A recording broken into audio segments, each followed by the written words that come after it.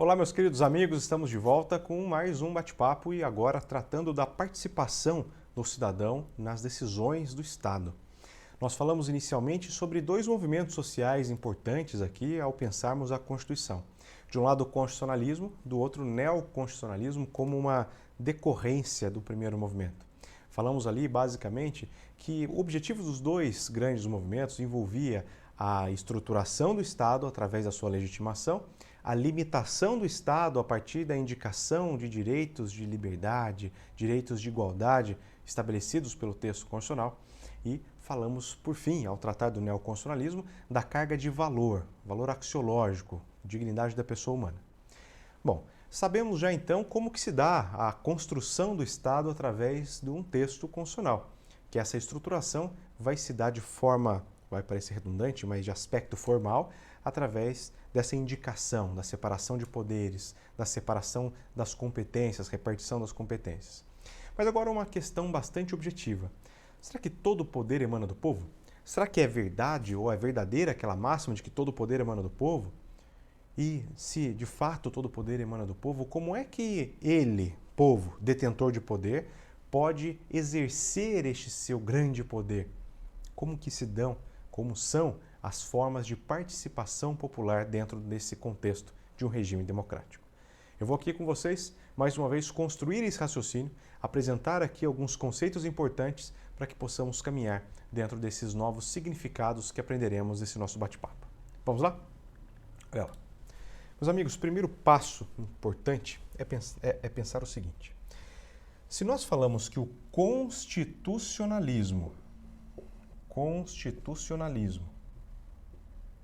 impõe compreender a construção de um Estado, já que eu falei em legitimar, já que eu falei em estruturar, em limitar, quando eu trato do ato de criar, então esse aqui é a ideia de criar algo. Quando eu penso no ato de criar, eu falo na possibilidade de algo, né? Na possibilidade, no poder. Poder de constituir algo eu chamo de poder constituinte. Vejam como que os nomes derivam de uma matriz mesma, de uma mesma matriz. Poder constituinte deve traduzir para nós, então, a possibilidade de criar uma Constituição. E, por sua vez, quando eu crio uma Constituição, vejam lá o que eu faço? Conceitos do constitucionalismo. Eu legitimo, eu limito o Estado. Então, poder constituinte significa criar uma Constituição. Professor, por que é que estamos tratando sobre isso? É um tema denso, teórico, de direito constitucional. Mas quando eu falo poder constituinte, eu posso, por exemplo, pensar que lá quando temos a Constituição de 88, é sim um registro de que o poder constituinte se manifestou. Quando ele se manifesta, ele cria uma nova Constituição. Especificamente o chamado poder constituinte originário, porque originário significa dar origem a algo. Vejam, em 1988, ao promulgar o texto da Constituição de 88, nós temos aqui o exercício do chamado poder constituinte originário. Poder constituinte é a possibilidade de criar. Originário porque é o primeiro. Seja o primeiro histórico ou o primeiro revolucionário, quando nós temos aí a criação de um novo texto. Se nós tivermos uma Constituição em 2021, poder constituinte originário acontecendo, de caráter revolucionário porque criou uma cisão total com o texto anterior. Poder constituinte, quando ele se manifesta no seu aspecto originário, ele dá origem a um novo texto constitucional. Tranquilo até aqui? Vejamos então, meus amigos. O poder constituinte, mas é um poder de quem? Será que é um poder do Estado? Não, não pode ser poder do Estado. Porque se a Constituição ela é criada pela manifestação do Constituinte, vamos pensar, significa então que aquele Estado anterior já não é mais, pois ele vai ser criado do zero pelo Constituinte originário. Embora pareça um papo estranho, o poder constituinte ele é a manifestação de alguém que é titular do poder. Né? Alguém é dono desse poder. Quem é o dono desse poder? Não é o Estado, meus amigos. O poder constituinte, o originário de modo específico, é um poder pré-jurídico. Não depende de uma lei dizendo. Nós temos aqui, teoricamente, a chamada teoria do poder constituinte, ou seja, todo o poder emana do povo. Ainda que esse registro nós tenhamos conhecimento, porque consta no próprio texto constitucional, está lá no parágrafo único, artigo 1º da Constituição, essa expressão máxima ela nasce como uma teoria lá que antecede a Revolução Francesa de Manuel Sieyès. Mas vejam, o que eu preciso aqui compreender nessa ideia. Olha lá comigo no material. Poder constituinte, originário da origem ao novo texto. Eu quero saber, e vamos agora registrar, quem é o titular? Quem que titulariza esse poder? De quem é esse poder? Seria do Estado? Meus amigos, o poder passa a ser do Estado quando nós temos já estabelecida a Constituição. Por quê? Porque o Estado terá de fato atribuições, lembra que falamos do poder uno? O poder que vai envolver o legislativo, o executivo e o judiciário? Esse poder ele só se constituirá a partir do momento que a Constituição é promulgada. Mas o que possibilita promulgar uma nova Constituição? Entenderam a pergunta? O titular, meus amigos, é o povo. É o povo. Rapidamente, num contexto pré-Revolução Francesa, nós temos Emmanuel Sieyès, que vai desenvolver a chamada teoria do poder constituinte. Basicamente, em sua obra, O que é o Terceiro Estado, vou até registrar aqui com vocês, o que é o Terceiro Estado.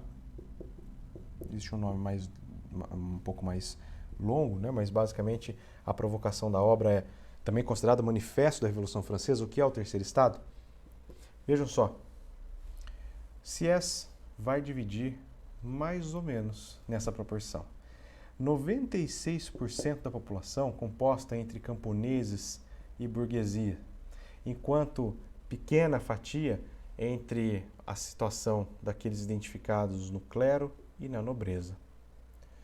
E Sieyès, um religioso, né, chamado Abade, verifica que como pode uma minoria definir as regras, as normas, as orientações e serem diretamente beneficiadas de todas as produções normativas, sendo que a maior parte, o povo, o titular do poder de fato, não reside nessa minoria, mas na grande massa composta por camponeses e também por burguesia.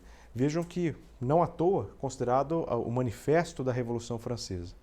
Nessa concepção, meus amigos, nós podemos pensar que o povo é o titular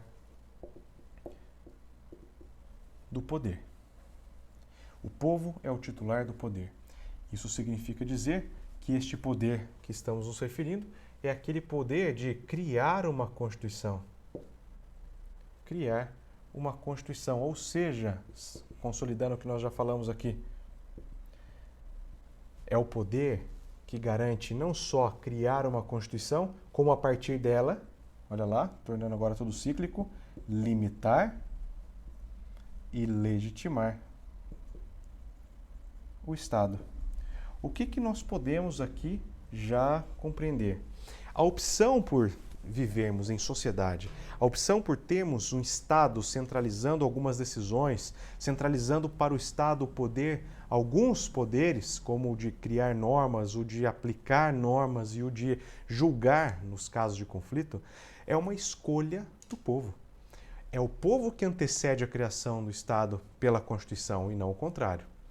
Ou seja, não à toa, quando eu falo do poder constituinte originário, eu falo que quando nos reunimos com a intenção de criar uma nova Constituição, é algo absolutamente possível, já que a titularidade do poder de criar uma Constituição é de titularidade do povo e não do Estado, que é sim fruto da criação dessa Constituição. Perceberam? Essa concepção é importante para que possamos refletir de fato em algumas situações, ou até mesmo compreensão, né, daquilo que apresentamos aqui. Vejam comigo no material um detalhe. Essa opção do povo, né, do homem, da mulher, em viver em sociedade, a doutrina vai chamar, muitas vezes, como pacto social, ou também chamado contrato social de Rousseau, onde homens e mulheres, na próxima tela, abrem mão de parcela de sua liberdade, né? Parcela dessa liberdade, para garantir poder ao Estado. como é que eu garanto que o Estado venha me dizer que essa propriedade é minha, mas pode ser ali de algum modo, de alguma maneira, por alguma razão, desapropriada, pode ser tirada de mim? Porque quando eu escolho, e claro que essa escolha é lá atrás, né? Atualmente não tem como você, não quero viver em sociedade, vou viver alheio. Hoje em dia não é possível. Mas de modo geral, conjunto, quando eu opto por viver em sociedade, falando enquanto homem e mulher, eu tenho que parcela da minha liberdade e eu garanto ao Estado. E este Estado irá criar, então, né, através da Constituição, esse Estado ele traz para mim regras de convivência. Regras de convivência. Que todas elas decorrem, né, da Constituição. Vejam como é cíclico. A liberdade, eu abro mão de parcela dela para escolher viver em uma sociedade que tenha um Estado que detenha ali, com exclusividade, algumas funções, como a de produzir normas, como a de produzir de caráter geral, como a de produzir a aplicação em termos de administrar a coisa pública, como aquela de julgar. Bom, eu já sei então que eu, que sou titular do poder, delego ao Estado, de modo conjunto, o poder, a parcela do poder, para que possa então trazer regras de convivência, regras que garantam que a minha morte, a minha manutenção aqui se dê de forma sempre considerando o fluxo natural e não em razão de disputas, de violência que aconteceria se nós não tivéssemos um contexto de democracia, num contexto de direito regendo a vida, né? Então, eu tenho um mínimo de harmonia. O direito, aliás, busca essa harmonização dos conflitos, possibilitando a vida em sociedade. Acontece que, muito embora eu delegue parte da minha liberdade, muito embora eu delegue essa minha confiança a um Estado, eu ainda permaneço com a possibilidade de agir, de atuar, de opinar, de manifestar participação nas decisões que esse Estado, criado por vontade minha, venha ali a tomar.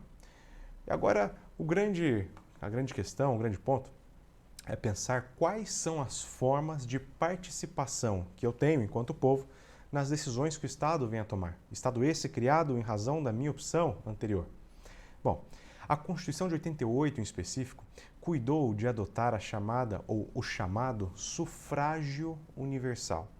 O sufrágio universal, conceito que empresta a pensar tanto a democracia quanto a chamada soberania popular, vai trazer um conceito muito amplificado, e nós vamos aqui restringindo nos significados, da participação popular. Vamos aqui registrar no material e aí pensamos o raciocínio juntos, mais uma vez. Vou começar essa aula e finalizo no nosso último bloco. Vamos lá para o nosso material trabalhar o seguinte.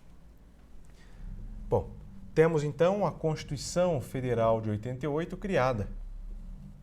E essa Constituição, meus amigos, no seu parágrafo único, para que possamos ilustrar, parágrafo único, artigo 1º, registra o seguinte, podem aí acompanhar: todo o poder emana do povo. Até aqui eu já conhecia, a Constituição não precisava nem dizer, porque isso decorre da teoria do poder constituinte. Todo o poder emana do povo. E na segunda parte desse dispositivo que nós indicamos, vai indicar de que o povo, por sua vez, pode exercer este poder, agora é poder este limitado pela Constituição, porque eu vou dizer como ele pode ser exercido. A Constituição diz que esse poder poderá ser exercido de duas formas com conjuntos específicos de instrumentos nós temos. O povo pode exercer de forma direta, com seus respectivos mecanismos, ou o povo pode exercer de forma indireta, também chamada forma representativa. Então, duas são as formas de participação popular: forma direta e forma indireta. E são essas as formas que nós vamos trabalhar agora. A primeira delas, que será mencionada aqui, vamos aqui destacar, forma direta. De que maneira, professor, eu posso diretamente participar nas decisões que o Estado toma? A primeira delas, que será mencionada, eu posso atuar através do voto. Vejam que o exercício através do voto, ele pode trazer duas conotações. tanto a possibilidade de que eu participe diretamente, porque eu vou lá e voto, eu vou lá e escolho, e eu deposito em nome de alguém a confiança que tenho para exercer determinado cargo público, ou é através do voto também que eu possibilito o exercício representativo. Mas aqui a gente está falando da maneira, do instrumento. O voto é um instrumento da democracia direta. É o momento em que diretamente eu vou e digo quem é que eu quero que me represente. É claro que o voto, embora direto, ele não será atribuído de maneira direta quanto ao resultado positivo de um processo eleitoral. Não é porque eu votei em A que A vai ser eleito.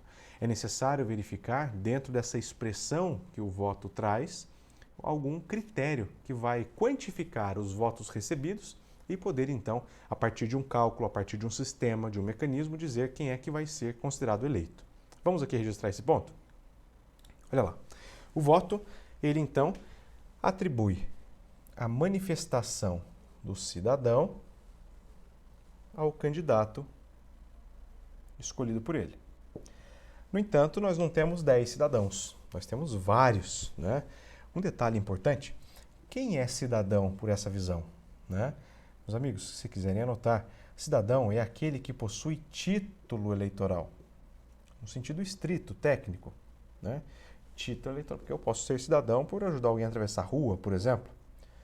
Aquele que tem o seu alistamento junto à Justiça Eleitoral, ou seja, aquele que possui título de eleitor, esse sim é chamado cidadão, pode exercer sua cidadania através dos direitos chamados direitos políticos. Bom, vamos lá.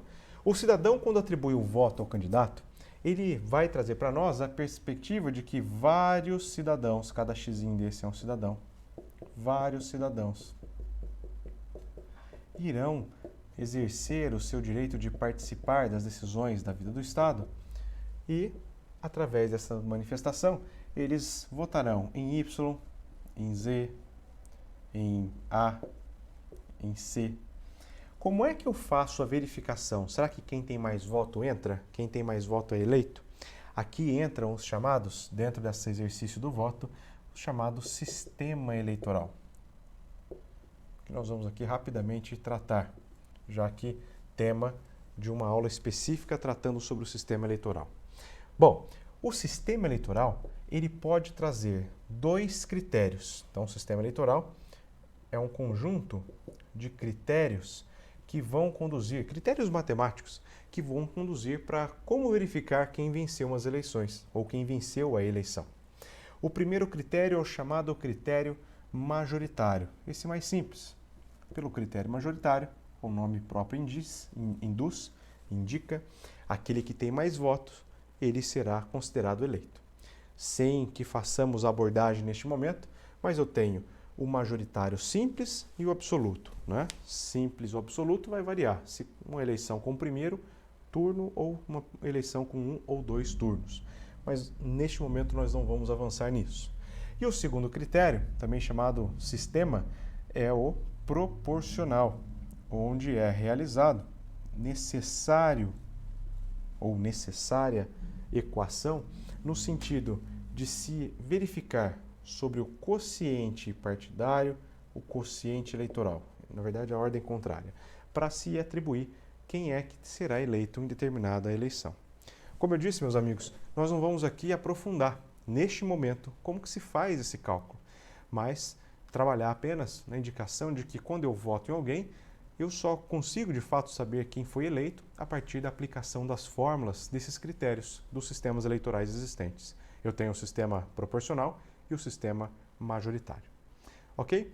Algumas características do voto para que possamos aqui encerrar esse nosso bate-papo que é importante conhecer.